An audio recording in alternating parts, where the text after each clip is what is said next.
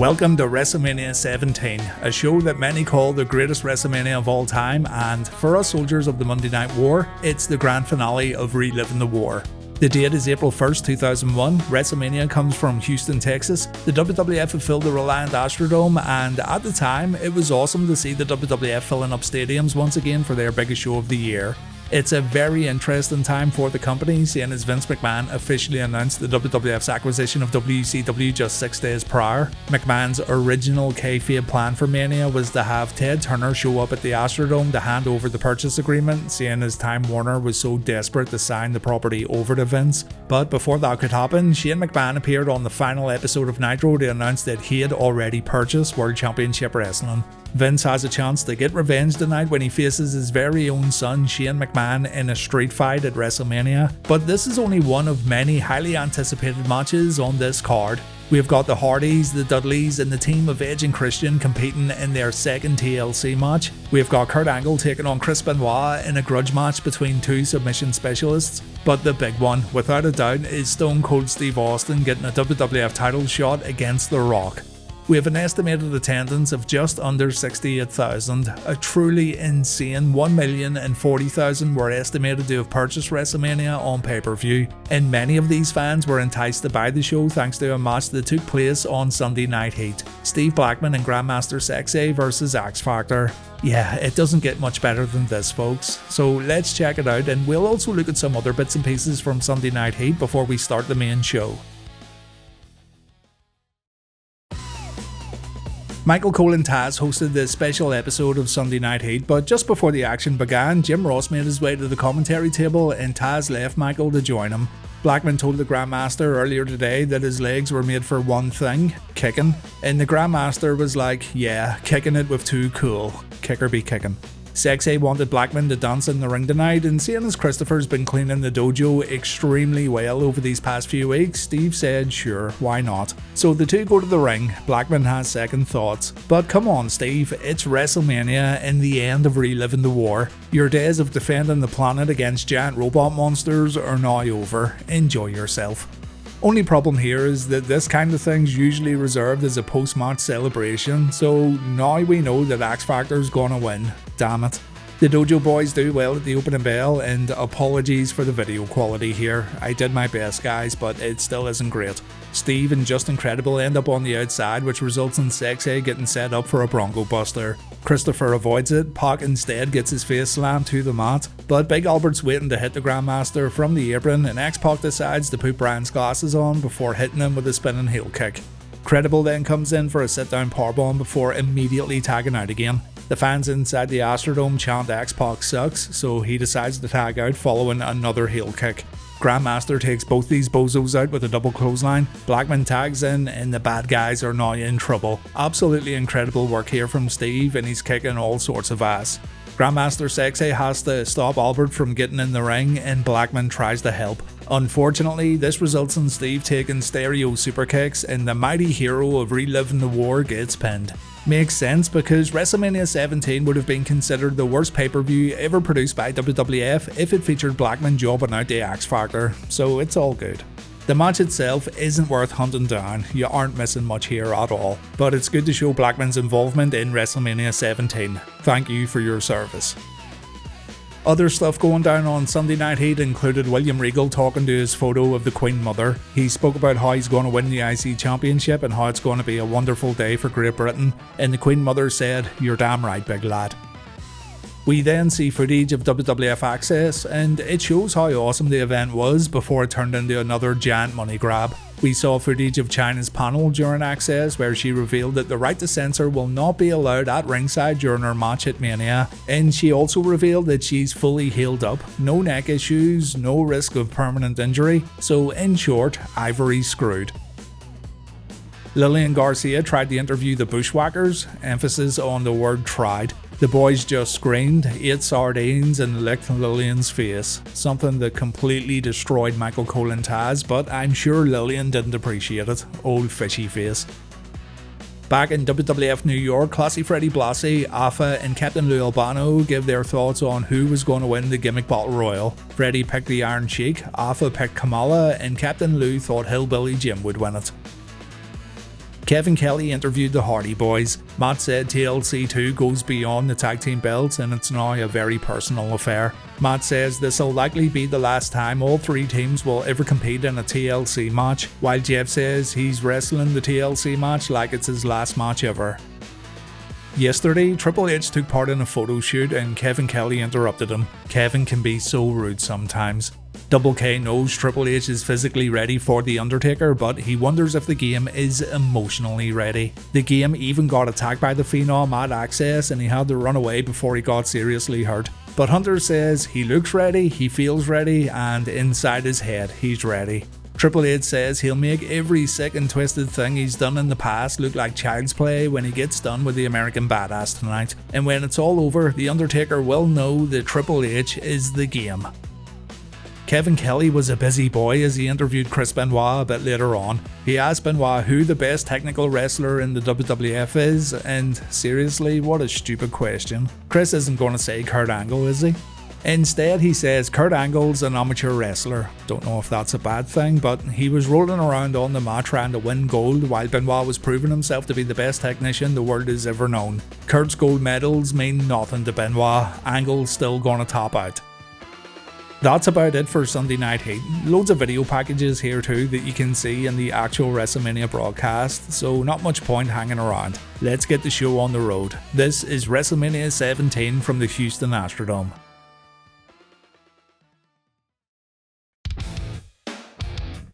Our first match is the Intercontinental Championship showdown between Chris Jericho and William Regal. This all started when Regal became the new WWF commissioner and Jericho pissed in his tea. Regal's been trying to make life difficult for Chris ever since then. You can't really blame him. Tonight though, he's trying to take away the Intercontinental Championship for Great Britain. Regal doesn't want to let the Queen Mother down, but he doesn't start off too well after taking a clothesline and Jericho's jumping forearm. And things get even worse when Jericho performs a jumping heel kick before Regal's forced to take a timeout. Chris stays on the challenger with a plancha, and when we get back in the ring, Regal takes a diving back elbow. Regal just can't get started tonight and the IC champ's all over him. Chris thinks he's ready to win it already. He goes for the walls of Jericho, but Regal kicks him away. The WWF commissioner is now going to get the chance to go on offense after a terrible start as he throws Y2J into the ring post not once but twice. Regal then pulls off an elevated wristlock takedown and he's going to ground the champ while keying in a wristlock submission. Jericho fights out and Regal takes a back elbow, and when Y2J goes for the lion salt, the commissioner gets his knees up. Seems like Jericho's trying his finishers a bit too early. Big suplex from Regal as Jericho gets flipped onto his stomach. William then removes the turnbuckle pad and Chris goes shoulder first into the exposed steel as Regal continues his targeted attack. Y2J fights back with a step up enziguri, a punch to the mouth and a missile dropkick, though he finds himself in a bad spot in the corner and the WWF commissioner pulls off a top rope butterfly suplex. The match ends with Chris trying the walls of Jericho one more time and failing to lock it in. Regal applies the Regal stretch, but Chris makes it to the ropes. So the challenger gets up, he kicks Y2J in the shoulder and he goes for the Regal cutter, but Chris avoids it by throwing William into the exposed turnbuckle and Chris then performs his one-handed bulldog. Regal's a bit out of position for the lion salt, so Chris delivers a suplex and we then see that lion salt for the 1-2-3. Chris Jericho retains his IC Championship in a pretty average match. The draw here is seeing the first match of the night take place in this gigantic stadium, but when it comes to what happened in the ring, we have definitely seen better performances from both men. A very safe match to kick off WrestleMania 17. The same limousine we saw on SmackDown pulls up to the Houston Astrodome. We all know who's inside. The boy wonder Shane McMahon's here at WrestleMania and he's here to beat up his old man, though we've got a few matches to check out beforehand. The APA are in their office and Bradshaw is all fired up. He reminds Farouk and Jackie that we're in Texas tonight and he talks about coming here to watch the Oilers play while spouting off a lot of football shit that I don't understand. Either way, I get the message. Cheap hops and cowboy hats. Bradshaw says tonight hearts will be broken, legends will be made, egos will get shattered and asses are going to get kicked. So it's time for the APA to go to the ring and get to work. Out first is the right to censor. It'll be the Godfather, Val Venus and Bill Buchanan representing the RTC tonight, though Stevie Richards will also be at ringside. And their opponents are Farouk, Bradshaw and Tazz. This match was originally going to somehow involve the Cat and Jerry the King Lawler, but those guys split and plans had to change. The new plan was to just throw Tazz in there and forget Cat and Lawler ever existed. After brawling both inside and outside the ring, we settle in the ring with Will Buchanan and Farouk. Buchanan performs his middle rope clothesline, but Farouk answers instantly with a power slam. In comes Tazz for an exploder, but Buchanan answers with a big boot. Not much selling going on here, and you get the impression that they're rushing through this one. Val Venis comes in and he performs his running knee strikes followed by a Russian leg sweep, and when Goodfather comes in for a double team move, it looks like Tazz loses his footing when getting thrown into the ropes. It's not great, is it? Goodfather performs a body slam, a leg drop and a back suplex before lining Tazz up for the whole train. The move gets booed by fans in attendance, and once upon a time, this was one of the most over moves of the Attitude Era. Not anymore, folks. Tazz tags in Bradshaw after Goodfather misses a Vader bomb, and the big Texan brings it to Goodfather, though a little extra effort's needed for a back body drop. Buchanan and Venis come in illegally, and Val ends up taking a fallaway slam. Farouk comes in to help his partner out, and the big Valboski gets planted. We then see Stevie Richards running around the ringside area as Val Venis takes a back suplex, though the right to Censor answer with a double powerbomb just before Buchanan and Farouk leave the ring. Goodfather lines up another whole train on Bradshaw, but the big man avoids it. We then see a clothesline from hell for the 1, 2, 3. And look, I know everyone loves this pay-per-view, but so far we have seen matches that could have easily taken place on Raw. Not even Raw, they could have aired on SmackDown. I know the quality greatly improves, but I don't think Mania 17 gets off to a great start or anything. It's all very average and very by the numbers.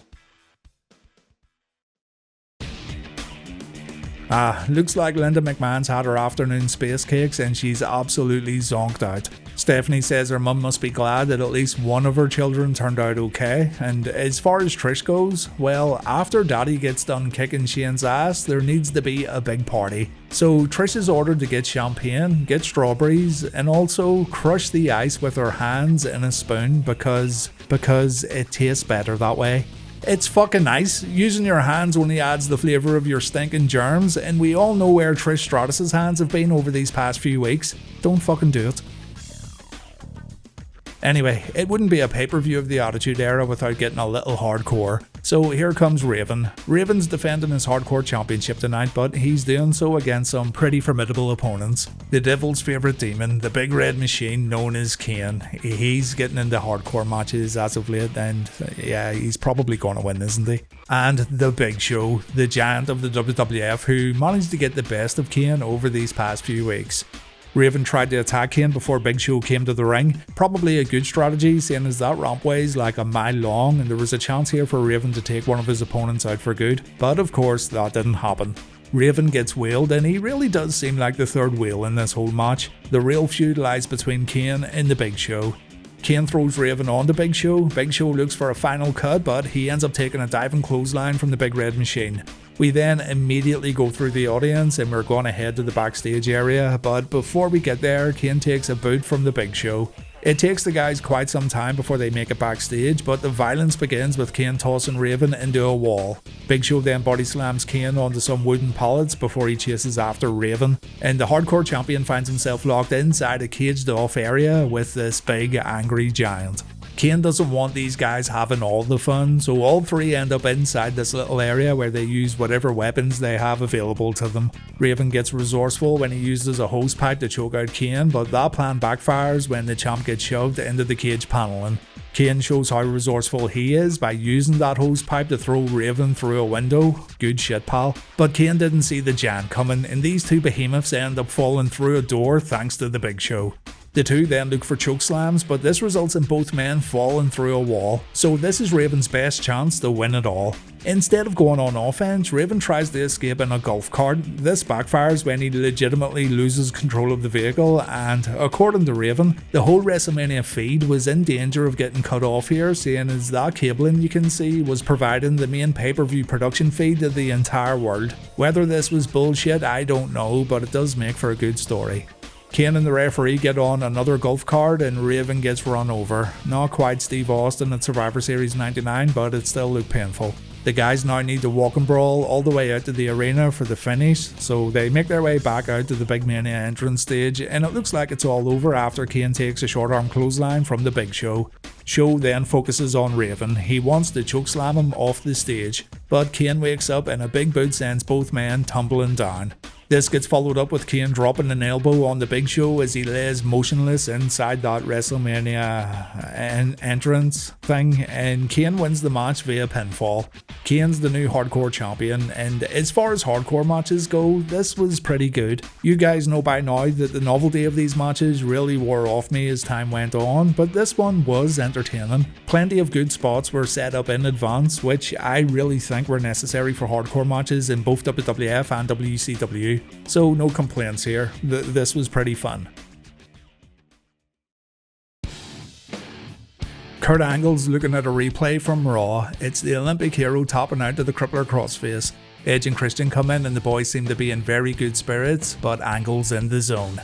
Kurt makes a statement while staring at the TV. If you make someone tap out and there isn't an official bell, an official referee, nor an official match, then you didn't make someone officially top. Edge and Christian leave because this guy's being way too serious right now, but I guess he'll need to be serious if he wants to make Chris Benoit submit a bit later on. The Rock arrives to WrestleMania looking very smart indeed. The People's Champ has a monumental task ahead of him, but during the run-up to WrestleMania, he's been extremely confident. We'll see if that confidence pays off in tonight's main event.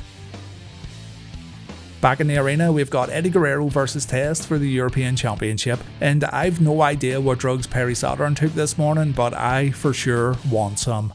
Eddie Guerrero, Latino Heat, one of my MVPs throughout the whole Monday Night War, even though he's had some extended absence periods during the last 5.5 years. It's hard to get a bad match out of Eddie Guerrero, so I'm looking forward to this one.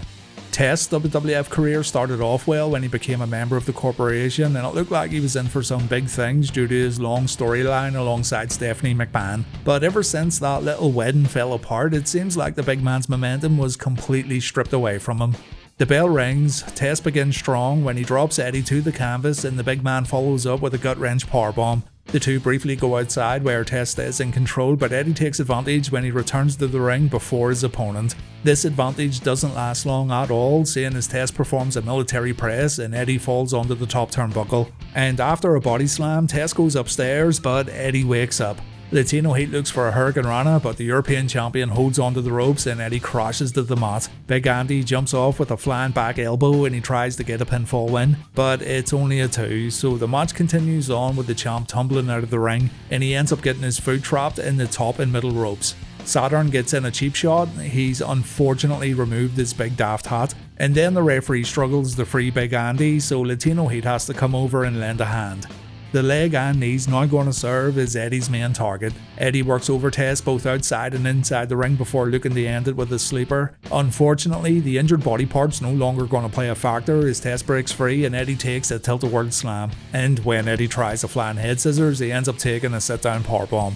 Eddie gets desperate. He delivers a low blow before keeping the referee busy. This allows Saturn to get in the ring and perform a fisherman's neckbreaker, also known as the moss-covered three-handle family gradunza, but it's not enough to put Tazz away. So Eddie takes a page out of nephew Chavo's book with a brainbuster. He then goes upstairs, but his aerial attack misses. Guerrero falls victim to a pump handle power slam and Saturn has to get on the apron to buy Eddie a little more time. And when Perry gets in the ring, Tazz dishes out a few big boots and it looks like Tazz has it won.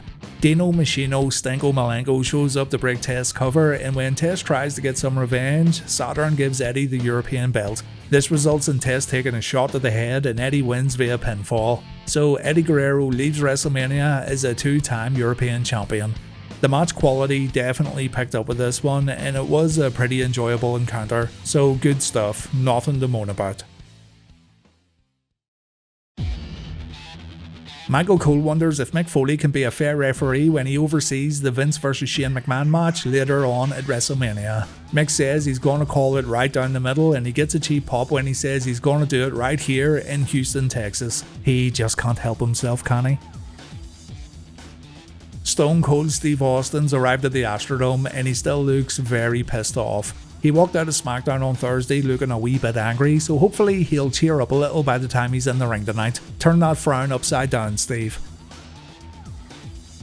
Next up, we've got Kurt Angle versus Chris Benoit, a match that was thrown together at the last minute because we all thought it was going to be Eddie Guerrero versus Chris Benoit. Kurt said the crippler crossface is no match for the ankle lock. Benoit proved Angle wrong by making him tap out of the move in an unofficial capacity, but Angle returned the favour by making Chris tap out, again in an unofficial capacity. The whole match has been built around the guys' respective submission moves, and Benoit's going to go into this one as a babyface. To make sure Angle gets as much heat as possible, he cuts a promo on his way to the ring where he says these bull-riding, beer-bellied Texas yeehaws know he has never, nor will he ever, tap out to Benoit. He also tells the fans to lose the cowboy hats because they aren't 7 years old anymore, not knowing that, in the future, one of Kurt's most memorable moments in wrestling would be wearing a tiny cowboy hat in front of Vince McMahon and Steve Austin. The match begins and the two are going to do nothing but pure mat wrestling. The two come to a stalemate and Angle seems a bit surprised by Benoit's abilities, so they go at it again, jockeying for position while neither man gets the upper hand. The crowd appreciate the work and they give both men a round of applause when they get back to their feet. So a very different start to this match for sure. Remember, it's still the Attitude Era after all. Benoit manages to bring Angle to the corner before being forced to let go. Angle replies by taking Benoit down, but Angle goes on offense when the two hit the mat. Once again, both men try to gain leverage and they try to get a hold locked in as they roll around on the mat. But again, Kurt and Chris are pretty evenly matched and they get to their feet for another round of applause. The next exchange sees Benoit almost applying the crossface, but Angle makes it to the ropes. Kurt looks visibly frustrated before they go at it again, and you just know Kurt's going to go for that ankle lock. Instead, Benoit almost gets the crossface applied again, and Kurt has to go outside and rethink his strategy. And when the two go back to work, Kurt finds himself in danger as Chris goes for the crossface for a third time. It looks like Benoit's got Kurt's number, which is totally unacceptable in the eyes of the Olympic gold medalist. So the grappling gets thrown out the window and we now have a fight. Benoit gets clocked, he gets sent to the outside, and Kurt uses the announce table and the ring steps to do some damage. Inside the ring, Kurt performs a suplex as it now looks like we're falling into a more typical WWF style of match, and Benoit falls victim to a back suplex before Angle brings it to the corner. Chris makes a brief comeback with a few chops, but Angle replies with two overhead belly-to-bellies. The two go to the corner where they trade punches and chops, and this is where Benoit is more proficient than Kurt Angle. So Kurt gets put down with a kitchen sink, and Chris follows with a snap suplex. Now considerably weakened, Angle takes a superplex before Chris looks to set Angle up for a diving headbutt. We usually see the headbutt after Chris's multiple German suplexes, but this time Kurt counters and we see an ankle lock attempt. This attempt gets reversed and instead it's Benoit putting Angle in his own submission hold, and Kurt has to kick Chris in the head to break free. Still, Benoit stays in it when he tries a crossface. Angle has it scouted and it's now Benoit finding himself in his own submission move, though Benoit gets a foot on the ropes and the match continues on. The referee takes a bump and you know what's going to happen next. Angle finds himself in the crippler crossface and yes, he taps out. There's no official to call the bell and Benoit ends up releasing the hold, but then Chris falls victim to the Olympic slam and he has to dig deep to kick out at two. Kurt puts it all on the line when he goes up for a moonsault. Benoit gets his knees up, a stunned Angle stays on the mat as Benoit signals that it's all over, and Chris flies off the top rope with a diving headbutt. This still isn't enough to put Kurt away, something's gotta give here, but Kurt isn't interested in finding out who the best man really is, and instead he takes the easy way out with a low blow before grabbing Benoit's tights for a pinfall victory. Kurt Angle defeats Chris Benoit at WrestleMania 17 and the match was great. Really enjoyed this one, and while some may feel that the finish wasn't good, I thought, for the sake of Angle keeping his heat, it was very effective. Yeah, a clean finish after such a good match would have always been welcome, but I also like Kurt taking a shortcut after he topped out. So yeah, for me, this has easily been the best match of the night so far, and the doors are now wide open for a rematch. Backstage, Kevin Kelly wonders if Kurt Angle now respects Chris Benoit, and Angle's like, the fuck are you talking about? Kurt says the better man won, he proved he is better than Chris Benoit, but Angle should have said something nice perhaps, seeing as Benoit attacks him from behind and Kurt once again finds himself in the crossface. Kurt tops out, that's 2 times he's topped out tonight for those keeping score, but Angle's still the match winner, and for Kurt, that's all that matters. Michael Cole's trying to get a health update from William Regal, but Regal's got bigger things to worry about, like Kamala and Kim Chi in his office and Kamala rubbing the Queen Mother all over his belly. My. Regal tells these two to bugger off. The boys get out of Dodge, but Regal should consider himself lucky. Kamala could have pissed in his tea too.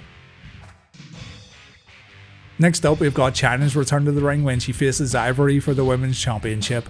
As mentioned earlier, Ivory is not allowed to bring the right to censor with her to the ring, but she's also got herself covered in the form of a legal waiver. If Chyna gets seriously hurt in this match, then the ninth wonder of the world has no legal recourse. Chyna comes out sporting a very different look and she gets one of the biggest pops of the night so far. She looks like she's ready to go, and remember, she also said at Access she's at 100%, so that waiver Ivory got drawn up probably means very little. Ivory goes for the neck anyway. She hits Chyna with the women's belt before the bell rings. She lays in the boots and she drops an elbow on the challenger. She then throws a ton of comically bad looking punches as she tries to secure herself the early advantage, though it's all for nothing. Ivory tries a kick in the corner and Chyna ends up throwing her away like she's nothing. The women's champ then gets brought to the corner where Chyna kicks her ass. We then see a hip toss, 2 clotheslines and a back body drop from the ninth wonder of the world. And the match is now over, ladies and gents. Chyna delivers a powerbomb. She then breaks up her own cover because she wants to do more damage, and that damage comes in the form of a gorilla press slam. Satisfied that she's hurt Ivory enough after the women's champ, almost paralysed her and ended her career, Chyna takes the pinfall victory and she becomes the new women's champion at WrestleMania. It's a good moment for Chyna fans. I've seen people complain about this match and folks saying both women deserved a bit more time on the WWF's biggest stage, but you really have to think about what a 15-minute showdown between Chyna and Ivory would have really looked like. I agree the match payoff doesn't match the build up at all, and there should have been something more here, what with the story beginning in late 2000, but I also think it's a case of being careful what you ask for. Well dudes, I'm going to be totally honest with you, and I'll probably get ripped to shreds for this too, but with the exception of Angle vs Benoit, so far WrestleMania 17 hasn't been anything special. The spectacle of it all really is incredible considering it's in a big old stadium, and seeing the jump in production, especially back then as it happened, was truly something special, but as far as the matches go, I'm not so sure. Hopefully things will now pick up though as Vince McMahon, owner of the WWF, takes on Shane McMahon, owner of WCW, in a street fight. Vince makes sure Trish doubled up Linda's dosage before the show, and Trish says yeah, she's had 6 space cakes this morning instead of 3. And Vince wants to make sure Trish knows exactly when to bring Linda down to ringside tonight, that being when Shane's completely immobile. Michael Cole infiltrates the McMahon locker room wanting to know Vince's thoughts about Shane purchasing WCW, something that Cole describes as shocking. And Vince says if Michael Cole wants shocking, he's going to get shocking in our next match. So thanks very much Michael, you idiot. Whatever happens next, it's your fault. Out first, it's the boy wonder, Shane O'Mac, the man who owns WCW and a man who hasn't competed in the ring since SummerSlam 2000. He took an absolute kicking from Steve Blackman too in his last match, and he's still feeling the effects of it as he enters the ring.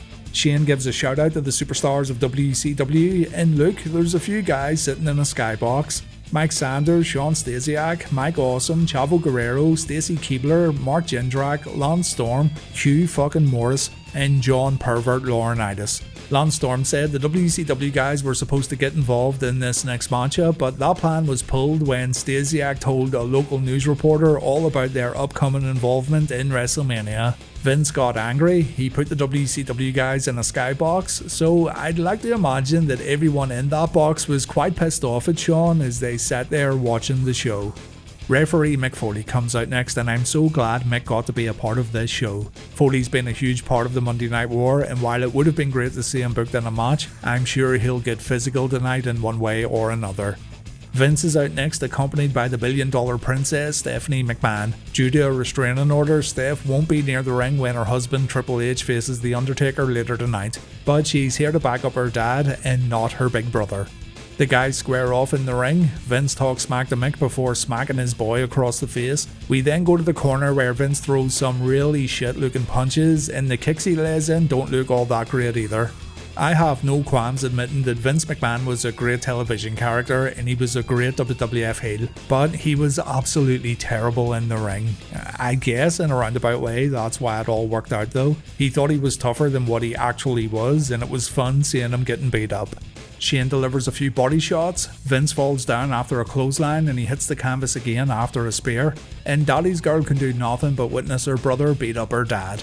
Eventually she panics and she gets in the ring to help Vince. Stephanie slaps her brother and we can see Shane already has a swollen eye. But Shane isn't going to care much about his little sister, and instead he's going to take Vince out with a baseball slide. The boy wonder then uses a sign from the barrier to whack his old man a few times. He uses some TV cord to choke Vince out, and the chairman takes a shot at the ring steps. Shane then summons his inner Jeff Hardy with a clothesline from the barrier before finding himself a kendo stick, and Vince takes a ton of hard shots before Shane throws the weapon away. Fair play to Vince, like, he did take a beating like a champ. Shane floats like a butterfly and stings like a bee as the chairman takes a few rights and lefts. The boy wonder then rearranges the furniture and Vince gets clocked with a monitor before falling onto the announce table. Shane's going to go upstairs and he's going to take a huge risk by diving off the top turnbuckle, but Stephanie pulls Vince away and Shane misses his target. Shane has now been immobilized, so it's time for Trish to bring out the absolutely baked Linda McMahon down to ringside. Linda gets set in position as Trish goes to check on her special friend Vince, but special friend Vince gets a slap to the face as Stratus finally gets payback for all the humiliation. Stephanie's going to go after Trish, but this ends up being a mistake, because Trish gives as good as she gets and Trish beats the hell out of Stephanie in the ring. The two begin rolling around the canvas and Mick has to pull Steph away, so she slaps our match official before getting out of the ring. Trish gives chase. These two end up heading all the way up the ramp into the backstage area, so Vince doesn't have any backup. Well, he's got his wife Linda I suppose, but he just called her a bitch. How nice. Mick Foley makes sure Vince doesn't hurt Linda. He tells the chairman to back off and Mick tries to get Linda out of harm's way. This results in Mick taking a few chair shots from Mr. McMahon while Linda sits there totally motionless. And it's absolutely hilarious how straight-faced Linda is throughout this whole thing. Absolute chaos going on all around the place and she's just stoned to the bone. Vince puts her in the ring. He gets Linda her very own chair and she's sat up in the corner. Vince then puts Shane in the ring along with a few trash cans, and it's now time for Linda to watch her son take a beating, but for some reason I don't think she's paying attention. Something tells me she's not quite there and this is maybe a bit redundant. But hold the fucking phone, boyos, because Linda rises from her chair like a zombie that just smelled human flesh, and by God the pop is absolutely insane here. Big Linda getting the pop of the night so far, what the hell. Linda stands face to face with her perverted husband and McMahon takes a kick right to the grapefruits. And here comes referee Mick Foley to beat the shit out of Vince, which again gets the audience going absolutely crazy.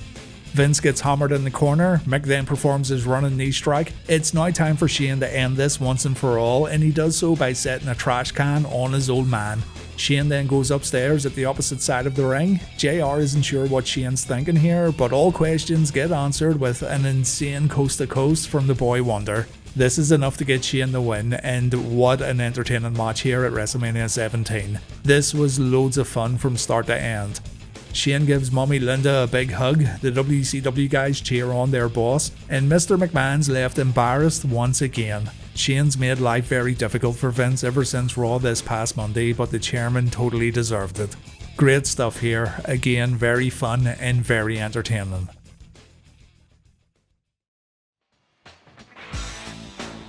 Triple H and The Undertaker are getting prepared for their upcoming semi-main event match. The dead man's punching flies while Hunter's trying to look all cool in his WrestleMania jersey. Seriously though, that jersey is pretty awesome and I want one. The tables, ladders and chairs have been set up all around the ringside area and all the way up the ramp because it's now time for the Dudleys, Edge and Christian and the Hardys to put it all on the line in our next match. TLC 2 for the Tag Team Championships. The first TLC match at SummerSlam 2000 was incredible, so expectations are high. Out first, it's Matt and Jeff Hardy. They're here without Lita tonight, seeing as Rhino gored her on Raw and she's apparently out with an injury. Matt and Jeff are ladder specialists, what with their high-flying daredevil offense, so expect these guys to take big risks tonight at WrestleMania. Next out, it's Edge and Christian, a tag team that totally reeks of awesomeness and a team who've been an absolute delight to watch all over again in Reliving the War. These boys like to use chairs and their signature double team move sees them smash their opponent's skulls in with stereo chair shots. So while they may be in it for the memes, they're still a very dangerous team. Maybe even more dangerous now that they've got Rhino backing them up. The Dudley boys are the current tag team champions after all three teams played hot potato with the belts a few weeks ago on Raw. They want revenge tonight for little Spike Dudley getting put on the bench immediately after his debut, and as we all know, there's nothing the Dudley boys like more than putting their opponents through tables. All 6 men look up at the prize before going to work, and here we go, TLC 2 is underway. The teams begin by focusing on basic double team moves such as a double flapjack from the Dudley boys and poetry in motion from the Hardys. Edge and Christian, meanwhile, want to get the show on the road right away as they bring a ladder into the ring, and both the opposing teams get wiped out. Edge then brings a chair into the ring, but he decides to help his partner out by sinking a boot into Matt's wee Hardy boy. And old Jeff takes a drop toe hold onto the chair as Edge and Christian get off to a very good start. Edge tries to grab the belts, but he's stopped by Matt. Matt has a go himself, but it's still way too early. Jeff ensures Edge doesn't climb up a second time by delivering a drop kick. The Dudleys get stopped by the Hardys with a double baseball slide, and the Hardys then decide to bring a second ladder into the ring, put Christian on the mat, and deliver a splash and leg drop combo as things begin heating up. The Dudleys take over where the Hardys left off. Edge finds himself taking the was up headbutt, and it's now time to get the tables. The crowd pops as Devon goes out to find the furniture, and when it gets set up in the ring, Edge looks like he's going to get put out for good. Jeff Hardy makes the mistake of interrupting Bubba Ray, so he gets powerbombed on top of Edge and the crowd goes absolutely nuts again. This would be a fantastic time for the Dudleys to try and grab those championship belts, but they instead go outside and they begin stacking tables up for a spot later on. When all men return to the ring, an extra ladder gets introduced and all 3 ladders get lined up in a row. This allows every competitor to climb up and begin a fist fight, though the spot ends with every single person taking a fall from their respective ladders. Christian's fall looked the worst for sure, while Edge and Bubba Ray's looked a bit comical. Though here's me talking about ladder bumps looking funny while these guys are messing their bodies up for our entertainment. Edge is the first man to get to his feet and he's going to try and grab the championship belts, but here comes little Spike Dudley, fresh from a recent stay at hospital, and ready to put Edge out with a Dudley dog and ready to put Christian through a table with the exact same move. Seeing this is the perfect opportunity to win the match, Jeff tries to climb up the ladder while Matt takes care of Bubba Ray, but then Rhino shows up and the man beast goes on a rampage. He uses the ladder to damage Devon Dudley, he gores Bubba Ray, and he sends Matt through a table set up in the corner. Rhino wants to set the ladder in position and help Edge win the match, so Lita comes down to the ring, who we all thought was also having a stay in hospital as WrestleMania went on the air. Lita stops Edge from climbing the ladder. Rhino then goes after her, but she's saved when Spike Dudley delivers a low blow to Rhino's little man beast. This allows Lita to go up and take Rhino out with a diving Hurricane Rana, and a chair shot from Spike sends Rhino crashing into the ladder and crashing into Edge. The crowd have been given about 6 or 7 reasons to pop in the space of a minute, but it doesn't end here, because Bubba Ray and Devon pull off the Dudleyville device, and I'm sure Rhino regretted coming to WrestleMania tonight. He's getting his ass handed to him. Just for funsies, Lita hits Spike with a chair shot, even though young Spike saved her ass just a few minutes ago. Lita apologises by removing her top and giving the now concussed Spike a view that will surely wake him up. But Bubba Ray and Devon don't fall for such cheap tactics, and Lita ends up taking a 3D. Now would be the perfect time for Edge and Christian to come in and wipe the Dudleys out with chair shots, and now would be a good time for the Canadian boys to win it all. But Jeff Hardy steals their thunder a little with an incredible swanton bomb from a ladder set up on the outside. Jesus Christ, these guys are not letting up at all tonight. We have now got 4 ladders in the ring, and we've got Christian and Devon recreating a spot from SummerSlam 2000. Both men dangle from the hook hanging from the stadium ceiling, and if you remember the first TLC, it was Devon and Jeff Hardy who went up there, even though Devon confessed to being absolutely terrified of heights. Devon falls first, Christian soon follows, and Jeff was supposed to walk across 3 ladders to reach the belts, but unfortunately he can't keep his balance. So he heads back up, he too dangles from the hook, and as he tries to fix himself while using the ladder, Bubba Ray decides to move the ladder away. This leads to one of those WrestleMania moments that gets replayed over and over again when Edge jumps off a ladder to spear the Hardy Boy, and it's one of those moments you'll never get tired of seeing. The timing, the impact and the landing were all perfect, and it also looks absolutely terrifying. Great stuff. The match ends with one final big bump. Those tables that were set up outside the ring earlier on. Yeah, Rhino ensures both Bubba Ray and Matt Hardy can't continue in the match when they get pushed out of the ring and onto those tables. Absolutely insane. And back in the ring, Rhino gives Christian a little help as Edge stops Devon from climbing up the ladder.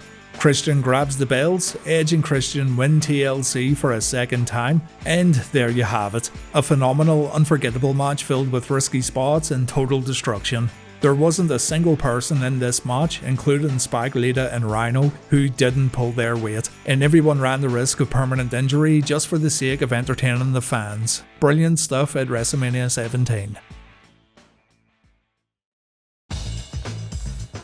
The Gimmick Battle Royal's up next, and you know my favourite thing about this whole match? It's seeing the homecoming of Mean Gene Okerlund and Bobby Heenan at WrestleMania. Both guys talked about how bad things were in WCW, both guys talked about how bad it was in terms of plans changing by the minute, and how it was difficult to do their jobs due to the poor management behind WCW. So I'm sure they were happy to get this gig at WrestleMania and turn back the clock to simpler, more structured times.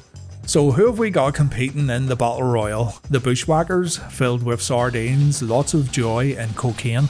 Duke the Dumpster Drozy, another deviant who deserves the rotten prison. Iron Sheik, break your back and make you humble. And Earthquake, who we've seen compete on Reliving the War is a shark and a gimp wearing a gold mask. The Goon's gonna compete in the Gimmick Battle Royal, so jobbers are welcome too, it seems. Doinks here being portrayed by Ray Apollo. We have got Kamala, Kim Chi and Harvey Whippleman, so at least we know what Harvey's role is on a WWF TV show, and he's not just a random person hanging around backstage. Steve Lombardi's playing the role of Kim Chi tonight, by the way. Here comes the Repo Man, Barry Darso's second greatest gimmick, only behind Mr. Hole-in-One. Jim Cornette's here, which I always found weird seeing as he wasn't an in-ring competitor, but yeah, I'll take it. And here's Nikolai Volkov, looking like the young spring chicken he was back in 2001. Freebird Michael P.S. Hayes returns to Texas as Bad Street USA plays in the arena. The one-man gangs competing in the Battle Royal, and come on, you had the chance to bring back Akeem and instead you give us the OMG. Mean Gene Okerlund's best friend, the Gobbledygooker's here, and yes, that is Hector Guerrero portraying the giant turkey for the final time. Tugboat's at Mania 17, and the only thing he'll be tugging is himself after he gets eliminated. Don't go messing with a country boy because we've got Hillbilly Jim in the Gimmick Battle Royal, but you can mess with this lion red-faced jack-off all you want. It's brother love. Finally, we've got Sergeant Slaughter, who acted as WWF Commissioner during 97 and 98. Tonight though, he's looking to win this whole thing just for the bragging rights. The match gets underway, and there's really not a lot you can say about it really. The Gobbledygooker was the first person eliminated by the big tugboat, but then Earthquake eliminated his former Natural Disasters teammate because it's every man for himself, brother. Big Kamala eliminated Earthquake next, and from here guys just started getting eliminated left, right and centre. For those wondering, it was Hillbilly Jim who eliminated Jim Cornette. Brother Love made it to the final four, but he was eliminated by Slaughter. But it all ended with Iron Sheik eliminating Hillbilly Jim, which I remember being quite surprising at the time. I thought they would have had a babyface win this, but then again, I should never have doubted Sheiky Baby either. Sore loser Sergeant Slaughter gives Sheik a Cobra clutch after the bell. The war continues on, and WrestleMania continues on too, because next we've got Triple H versus The Undertaker in our semi-main event.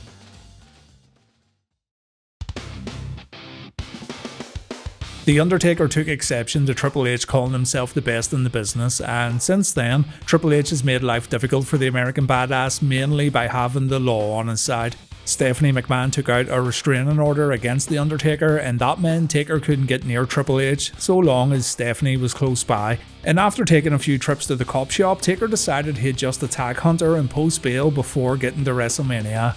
The build up to this match only began around 3 or 4 weeks ago, but a lot was done to make it an anticipated showdown, and the WWF have even invited Motorhead to WrestleMania to play Hunter's theme song, The Game, as the cerebral assassin makes his entrance.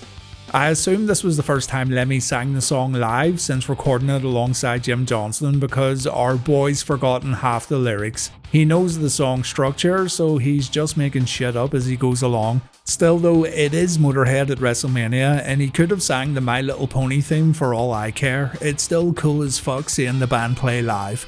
Triple H, the game, the WWF's best heel from December '99 right up until this very moment for my money, and a man who feels hard done by. Triple H believes he should be in the Mania main event tonight, seeing as he's beaten Steve Austin and he's beaten The Rock, but instead he's got a legendary opponent in The Undertaker. The American Badass comes rolling into WrestleMania looking to give Hunter the beating of his life. He wants to show that the ring sitting in the middle of the Astrodome is his yard, and the dead man isn't here for a wrestling match, he's here for a fight.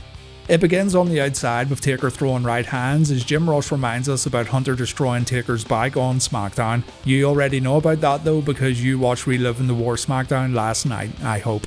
Triple H gets headbutted and he falls through the makeshift Spanish announce table, though when the two get in the ring, Hunter's able to fight back as the bell rings to officially start the match. Already we're seeing the Harley Race knee, and the game wants to take a moment to catch his breath. This was a mistake, seeing as the Undertaker no-sold the move, and after getting battered in the corner, Triple H takes a high back body drop.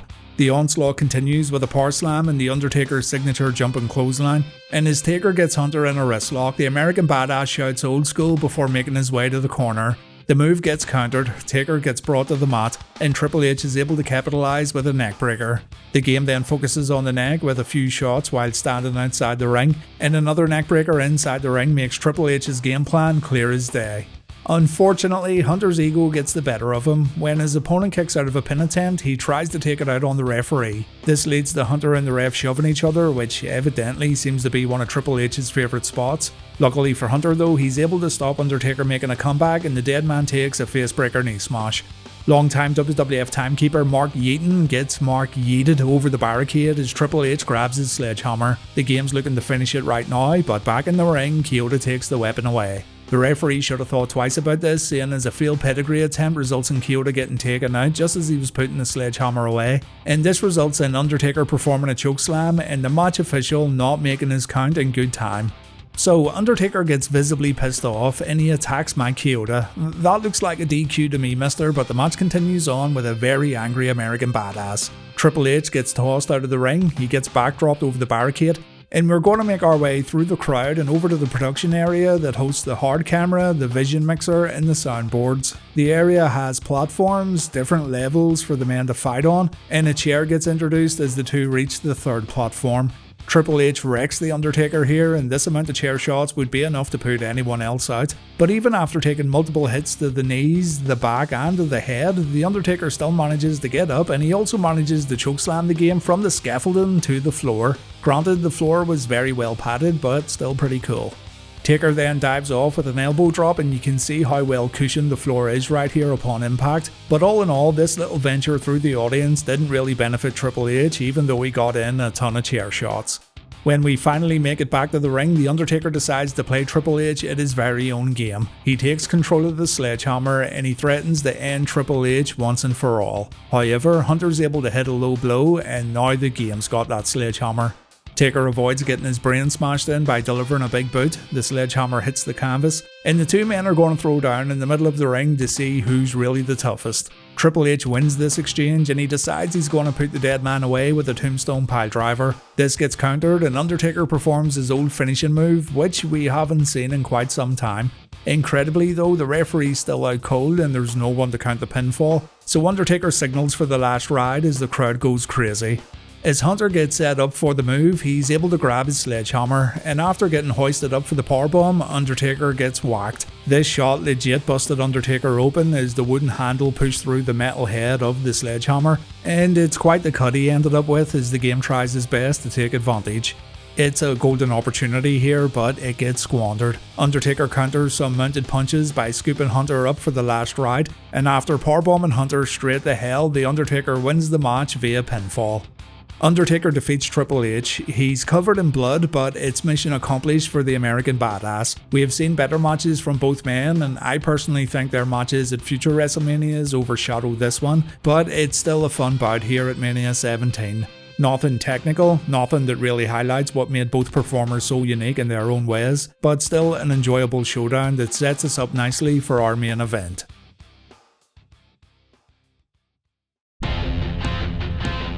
The Rock vs Steve Austin is going to close out WrestleMania 17. It's a match that, in short, is very divisive. Austin won the Rumble, The Rock won the WWF title at No Way Out. Things were simple enough to begin with, but then it got a bit more personal when Austin's wife Deborah was thrown into the mix. Vince McMahon made Deborah The Rock's manager. Stone Cold warned Rock that he'd hold the champ responsible for anything that happened to his wife, but Rock made it clear that Deborah isn't his responsibility and Rock never wanted her as his manager in the first place.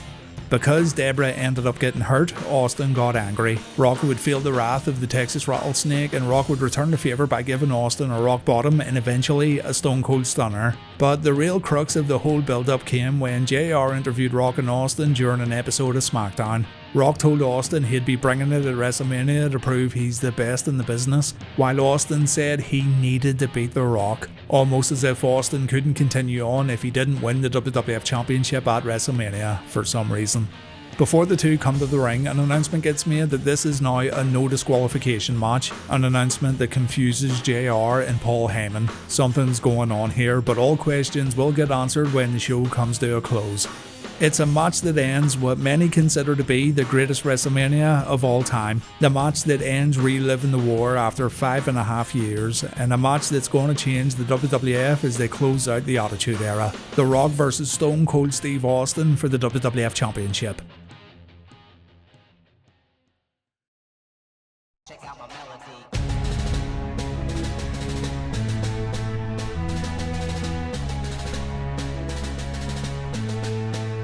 You think you're special, you do.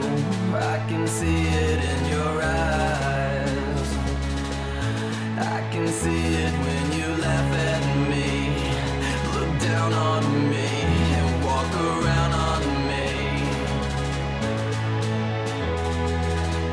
We've gone from good to bad, bad to good. We've done it all across the whole spectrum. I've earned his respect. Professionally, he's earned mine. Without getting overly sentimental, I'll go on the record as saying every single time that I've been in the ring with The Rock, he has brought out the absolute best in Stone Cold Steve Austin. Just one more fight about your leadership. And here's to you, Rock, walking down that aisle at WrestleMania as the WWF champion for the very last time. This time I'ma let it all come out. This time I'ma stand up and shout. I'ma do things my way. It's my way or the highway. Here's to your happiness, and here's to your getting whooped at WrestleMania. It's my way or the highway.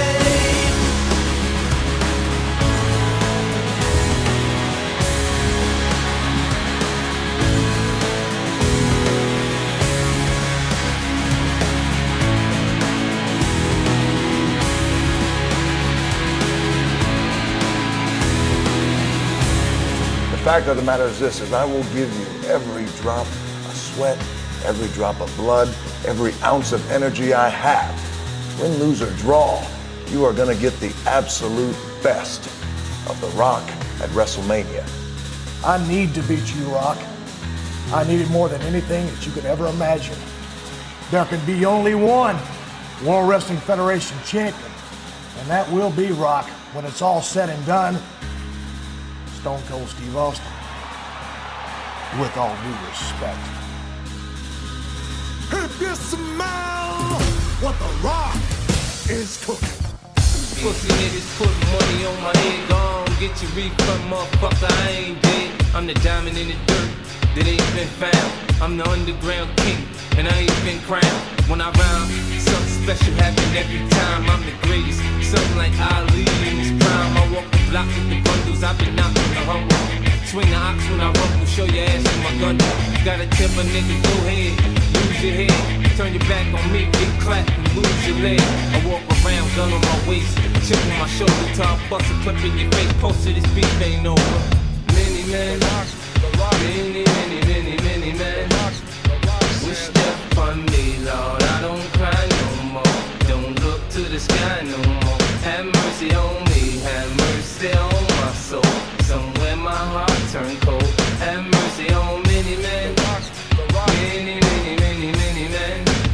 Rock said. It's just funny.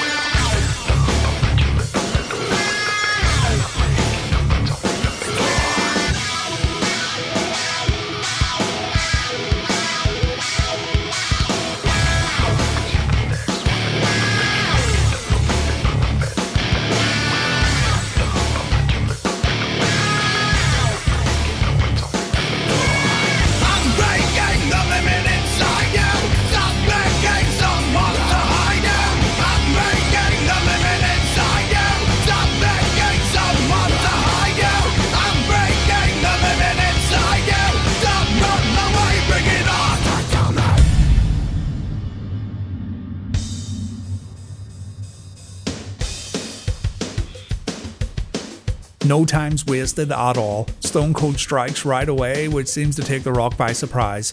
Austin takes the WWF title, he looks to take Rock's head off, but the Great One fights back as he tries to get into the match. He's immediately shut down with a Luthez press and Austin follows up with an elbow drop, but Rock comes back with a swinging neckbreaker as fans try to process the very fast beginning of this WWF title match. Rock's rock bottom attempt gets countered, as does Austin's stunner attempt. The Rock tries a stunner of his own, but this leads to the champ getting thrown out of the ring. And now Austin's going to make the most of this random no disqualification ruling as the two fight on the outside and they go through the audience. When the two get back over the barricade, it's Rock taking the lead. Stone Cold gets his head smashed into the commentary table, but a short arm clothesline puts Austin back in the driver's seat and Stone Cold needs to take a moment to fix his knee brace. Being the pro that he is and knowing he wasn't able to hide the fact that his brace became loose, Austin uses this to his advantage by scraping the brace across Rock's face. It's the little things, folks, it really is. Back in the ring, Stone Cold performs a leapfrog body teabag on the People's Champ before setting Rock up for a superplex. And it must be stated here that the fans inside the Astrodome are completely behind Stone Cold. Rock does have a good amount of fans too, no doubt, but the majority are cheering for Stone Cold. Austin removes a turnbuckle pad. He's showing absolutely no mercy tonight as he wants to hurt The Rock as much as possible, but the champ comes back with his jumping clothesline and his overhead throw. The fans are booing right now as Austin stands up looking a bit dazed and a bit confused, and we continue on with Austin getting clotheslined out of the ring and we go right back to the announce table followed by a brief visit to the timekeeper's area. When Hebner tries to gain control, the referee falls on his ass, adding some much needed unintentional comedy to this very serious match. And when Rock turns around, he gets clocked with the ring bell. Austin then waits for Rock to do a blade job and he waits patiently for Rock to lift his head again before continuing the match. And as we'll soon find out, Rock did a pretty good job here. A planned table spot gets botched when Rock falls through it. It doesn't really matter though because Rock's face is already pretty mangled, and back in the ring, Austin wants to make it even worse when he starts throwing right hands. Punch after punch, Rock gets more and more worn down as Steve Austin continues to dominate this main event, and he even begins choking Rock out, which is kinda uncharacteristic. We all know Austin just likes to beat people up during his matches, whether he's a good guy or a bad guy, but there's definitely levels to how vicious Stone Cold gets, and tonight we're seeing Austin get a lot more vicious. The crowd boos when Rock throws Austin into the ropes, they cheer when Stone Cold comes back with a neckbreaker, and the vicious nature of Austin's offense continues when he mounts The Rock for more punches and he brings him to the corner for a few kicks. He isn't stomping a mud hole here, he's being much slower and more deliberate. He then sinks his knee into Rock's neck and Hebner's forced to pull Stone Cold away. Austin's losing his composure as he gets frustrated with the referee, but he maybe should have stayed focused on The Rock as the Great One wipes him out with a clothesline. Rock takes Stone Cold down with yet another clothesline. The boos are getting louder and louder inside the Astrodome, but Rock doesn't care. He flips the rattlesnake off before throwing him face first into the exposed turnbuckle, and The Rock's going to repay Austin by hitting him with the ring bell. Rock lines his opponent up, Stone Cold turns around, and a bloody Steve Austin gets wiped out. The Rock tries to get himself a pinfall victory here, but he's unable to do so, but Stone Cold's been hurt badly, and now it's an even playing field. Right hands from the champ as the challenger gets knocked all around the ring. Stone Cold falls into the corner and this allows Rock to drape him over the apron before delivering a few elbow shots. The two then go back outside, and this was maybe a mistake from The Rock, seeing as Stone Cold successfully fights back. And Rock ends up getting dropped over the guardrail and thrown into the ring post as his comeback seems to have already been cut short. Not content with the damage he's already caused, Stone Cold hits Rock with a monitor. Surely now it must be over. The Rattlesnake brings the Brahma Bull into the ring and he flips him off before looking for a stunner, but no, it's countered, and there it is, the Rock shit shooter. We're going back to WrestleMania 13. A bloodied Austin has to once again try and fight his way out of the submission hold, and the crowd think it's all over. They're very loud here as Rock drags Austin back to the center of the ring after a failed attempt at reaching the ropes, but a second attempt sees Austin make it and Rock has to break the hold. The volume within the Astrodome goes way down again when the move gets released, but it goes right back up again when Stone Cold applies the same move to his opponent. It's worth mentioning too that Austin's sharpshooter looks way better than the Rock's, even though Rock's been doing the move for ages now. Rock doesn't need to make it to the ropes, he's able to power out of the move and forcefully free himself. So Austin applies the move one more time, but Rock's too close to the ropes. Austin refuses to let go at first, but Hebner makes him do it. So Austin's going to try another hold. A hold he used to do a long time ago when we watched his first matches in Reliving the War, the $1 Million Dream. The two pay homage to the Bret vs Austin match at Survivor Series 96 when Rock counters by using the corner for a pin attempt. Austin kicks out and Rock shocks everybody by hitting Austin with a Stone Cold Stunner, a move that knocked Austin out cold last week on Raw. It's at this moment when Vince McMahon walks down the rampway, and I remember watching this live thinking, what the hell's going on here? And indeed, it takes the fans and the commentary team a pretty long time to figure out what the story is. McMahon isn't here to get a closer look at the action, instead he waits for Rock to hit his spinebuster and set up the people's elbow. And when Rock delivers the most electrifying move in sports entertainment, Mr. McMahon breaks his cover.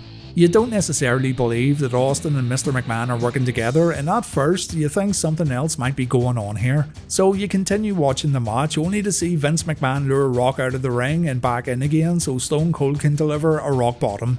Did Mr. McMahon really just help Steve Austin? Well, if you needed any more proof, the referee takes a bump, The Rock takes a low blow from Stone Cold, and Austin tells McMahon to get in the ring and he tells him to hit Rock with a chair shot. This is exactly what happens as the commentators still can't believe that Austin and McMahon are conspiring together, and Austin can't believe that Rock just kicked out of his cover. Stone Cold is absolutely irate. He wants to grab that chair and finish Rock off once and for all. Instead, he walks straight into a rock bottom and this forces Mr. McMahon onto the apron. So yes, there's no question at all. Vince is trying to screw the Rock over, so Rock brings him into the ring and he beats the shit out of him. Once Rock's done enough damage, he turns around only to get greeted with a Stone Cold Stunner. Austin covers Rock afterwards and the Rock kicks out. It's at this point where you think the Rock could be making a mistake because there's no way he can overcome these odds, and this proves to be the case when Vince McMahon hands Austin the chair and Stone Cold hits the champ again with a hard shot. Again, Rock kicks out of Stone Cold's cover. Austin's now completely beside himself. So Vince McMahon looks at Austin as if to tell him to finish the job, and Stone Cold obliges. The match ends with Rock taking a total of 16 shots with the steel chair, and Rock just can't get up afterwards. So Stone Cold wins via pinfall, and Stone Cold leaves WrestleMania with two things: the WWF Championship belt and a seemingly newfound partnership with Mr. McMahon, Austin's longtime greatest enemy. The two shake hands as Austin's music plays in the Astrodome. Fans are still cheering for Stone Cold, and I've always found it funny how Austin, McMahon and everyone else in the WWF expected Austin to get booed here. Austin's popularity in pro wrestling was second to none, and with Mania being in Texas, it was always going to be an uphill battle to turn Stone Cold into a villain. But I'll be honest, when I watched this live, I was waiting for Austin to hit Vince with a stunner and all would be right with the world once again. Though that doesn't happen. Instead, the two share a few beers together. They celebrate in the ring. The Rock takes a shot with Austin's newly won WWF Championship belt, and this is how WrestleMania goes off the air. The WWF now has a new top-drawn heel by the name of Steve Austin, and it makes you wonder if this partnership with McMahon will be one of equal benefit or one man controlling the other. All in all, it was a good, violent match which was much more like an all-out fight as opposed to a traditional WrestleMania main event. The ending was a true shocker for sure, and it's one that would make fans curious to check out Raw the following night. It's an overplayed statement, I know, but this match really did mark the end of an era, as things would never be the same again for the WWF following Mania 17.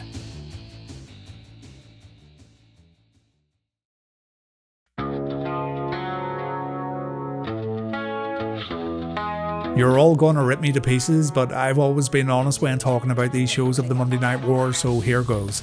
I understand the significance of Mania 17. I can easily lose myself in the spectacle of this show, and there really isn't a bad match on the card. But there are matches here that have been surpassed by outings the competitors had on Raw, SmackDown and previous pay-per-views. Regal vs Jericho, the Right to Censor 6-man tag, the Chyna vs Ivory match, and Eddie vs Tazz are matches that I'd say range from average to decent. The other matches on the card certainly picked up the slack, with Benoit vs Angle, Shane vs Vince, TLC 2, Undertaker vs Triple H and Rock vs Austin ranging from good to excellent. So for me, while Mania 17 is very good and it ranks up there as one of the best of all time, I actually think it's surpassed by Mania 19 just based on the consistency of better overall matches throughout the show's runtime. Yeah, Mania 19 has a few hiccups too, and the perfect WWF pay-per-view doesn't exist, but if I had to choose one over the other, I'd go with Mania 19, and I'm only bringing this up because Mania 17 gets named the greatest of all time by most fans who watch it. I'm not saying it's bad, it's absolutely a fantastic WWF show and a great send-off to the Monday Night War, but I do feel people forget about the other matches on the card that weren't all that special. It's a long show too, it clocks in at 4 hours, so you do sit through a lot of the average stuff before getting rewarded with the great stuff further down the card.